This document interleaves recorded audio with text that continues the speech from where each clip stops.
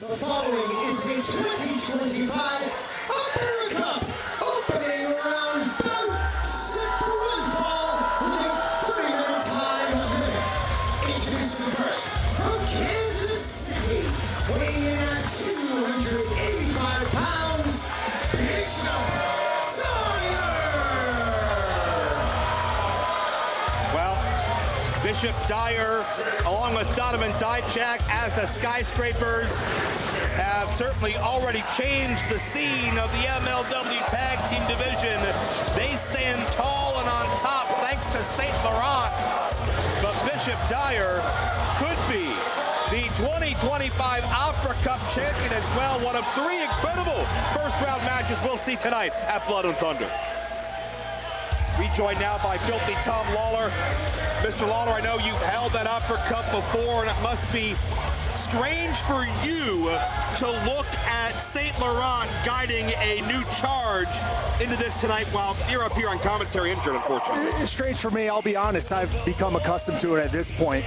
What's strange for me would be seeing Bishop Dyer walk around as the best technical wrestler in MLW. That's not a man that deserves that accolade just yet, especially not with St. Laurent pulling the strings in his corner. What is the biggest marionette I've ever seen in my life? Well, that remains to be seen, certainly, if St. Laurent can do it. He's done it before. Davey Boy Smith Jr., former Opera Cup champion. From Dangertown, USA, weighing in at 211 pounds, the alternative, Anthony Greene. Anthony Greene has found success all over the world, throughout the United States, into the UK, and even India, but still a relatively unproven commodity here in Major League Wrestling. Is AG ready for the challenge? We found out. The alternative Anthony Greene is about to show Major League Wrestling why he's the best thing in wrestling. Can the 2025 Opera Cup be Greene's ticket to a regular spot in MLW and his name going down in history? No, Joe, it can't. And it's cute that you guys are all up here talking about, well, maybe Bishop Dyer can win the Opera Cup, or maybe it's Anthony Greene. We already know who's going to win the Opera Cup this year, and you guys are sitting next to him. Okay, that's very possible. I think some would say the odds are in your favor. You have a rich championship history in your own right. I'm not going to take anything away from you, but that's why we have these matches. It's easier said than done, and I would love to see how an Austin Aries would match up with somebody like Anthony Greene. I would love to see how Austin Aries would counteract the size of a 6'8" Bishop Dyer, and perhaps we'll get there. But right now, it's the opening round, Dyer and Greene. What is this strategy here? Oh, he thinks the people clapping is going to help him against Bishop Dyer. It's not been in the ring with Bishop Dyer. This guy's legit. He's big. He's mean. And I'll tell you what, he's even more dangerous now than when you faced him, because he's become quite the jiu-jitsu master over the past several months.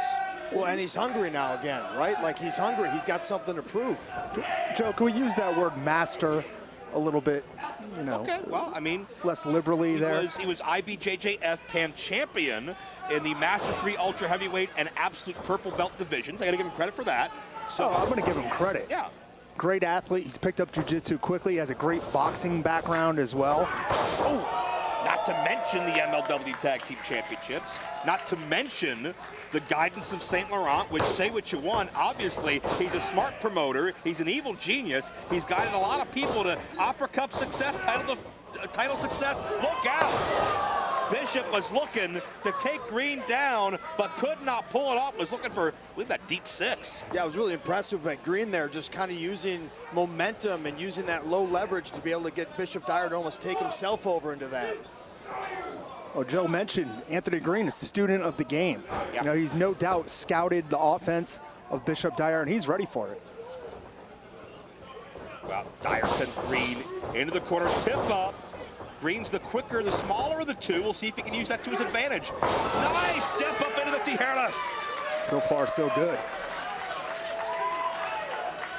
Dyer a little frustrated. Yeah, doing the smart thing, right? Controlling the pace of the match. Whoa! Oh, went tope suicida but not enough body weight, and blocks the post. Not a lot of space out here in New York around the ringside area. Got to be really careful out there. Greene on the defensive, but comes up big. You also have St. Laurent out there, so you got to be double careful, triple careful if you're counting his chins. That's what's taking up most of the space we have. At least it's a soft place to land, though, if you happen to run into him. And Greene, one half of the former GHC heavyweight tag team championships in Pro Wrestling Noah in Japan. Oh, did not get enough. And Dyer shrugs him off, comes back with a clothesline. That's the thing about high risk. Ooh. Sometimes it pays off, and sometimes it doesn't. When it doesn't, the tide turns real quick. And what a night it could be for St. Laurent on a night where it is Riddle Dijak 2 for the MLW World title. St. Laurent also gets Bishop Dyer at his very first Opera Cup tournament. St. Laurent goes 2-0 tonight? No. That could happen. It's not going to happen, Joe. Well, I hope not. And certainly if anybody would know about how Matt Riddle's been preparing for tonight, it'd be you. Yeah, tonight's the night that we finally rid ourselves of Dijak. It's not an opportunity for MSL and his people. This is an opportunity for the Filthy Bros tonight. You don't sound too convinced. You sound like you're trying to convince yourself of that. Listen, Dijak's got momentum. These guys are on a tear. St. Laurent's pushing all the right buttons, and tonight's going to pay off. Oh! Yes. And that's what's going to happen to Matt Riddle later. Throw him out like a piece of trash. Hurl Greene to the floor. And Dyer now picking a fight with some of these fans. The nomad out on his own, controlling his own destiny after 13 years elsewhere. Dyer has an opportunity to write his ticket, to pave his way. He's chosen St. Laurent to lead him in that journey. And certainly, when you look at the brutality, the aggressiveness of Dyer, it is hard to argue. When you look at the championship resume now, as part of the Skyscrapers, it may be impossible to argue the career path of Dyer, who gets 2 on Greene. Pace is slowed down. That definitely is in the favor of Bishop Dyer. Real methodical, opposing his will, but now Greene trying to start to get back to his base. Trying to battle to his feet. Oh, check that out. Use the momentum of Dyer's strike to come up and connect high on Bishop. Yeah, and there's some power behind those strikes from Anthony Greene. You know, he may be a lot smaller than Dyer, but he's not a small man, even though he's getting tossed around like one right now. Yeah, that speaks to the power of Bishop and a near fall. Well, Tom, you know as well as a number of athletes on the MLW roster, you do not survive the locker rooms and the dojos of Japan without being tough as hell, and Anthony Greene has proven that. Yeah, Anthony Greene likes to present himself as a good-looking guy, but he's also a tough guy in there. Yeah.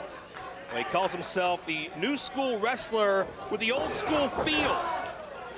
And he may need some of those old school tactics to keep alive at this particular point in time, as Dyer has his way but misses the corner charge. Oh, what does that mean? What does that mean? A new school wrestler with old school feel? Well, it means he's kind of a throwback in his vibes and the way he watches and studies the sport's history.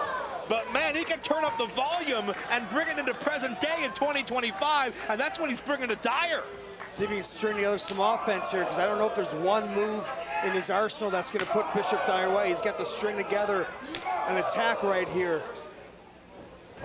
4 chops is a good start to it. And nice adjustment as Dyer looked to reverse that whip into the corner. I like how he's just using Dyer's own momentum against him in this match. Twisted crossbody, 2.5. One of these men to move on to the second round of the Opera Cup. Time will tell. Okay. Oh! Multiple revolutions. That could be it. Dyer just drops Anthony Greene. Is that enough? Oh! Took him a second to make the cover. That's what cost him. Yeah, this can be a sport of seconds, of inches that separate you from a victory and what could have been. MSL was arms up in the air, disputing the call. The most exercise he's done all day. Well, if Dyer's not successful tonight, that cuts into his percentage of the money too. You know, St. Laurent was riding high when Davey Boy Smith Jr. was Opera Cup champion a couple of years ago. Pat O'Connor roll, there's some old school, but Dyer's leg strength pushes him outside the ring. He was riding high when Davey Boy Smith Jr. and I were the tag champs, too. It's true. Duck on the clothesline, and Greene sends Dyer to the floor. And distance creates opportunity with a tope suicida. We go for it again. Don't waste time. Oh, just got scooped down a midair and planted face first. And Dyer is in the second round. Here is your winner, advancing in the Got that old school feel to it, doesn't it, Anthony Greene? Dyer! Well, Dyer moves on, and the reality of the situation is, whether any of us like it or not, is St. Laurent is halfway to 2-0 on the night. If both skyscrapers are victorious, a lot could change here at MLW. But what's not going to change is Bishop Dyer's stance and status in the second round of the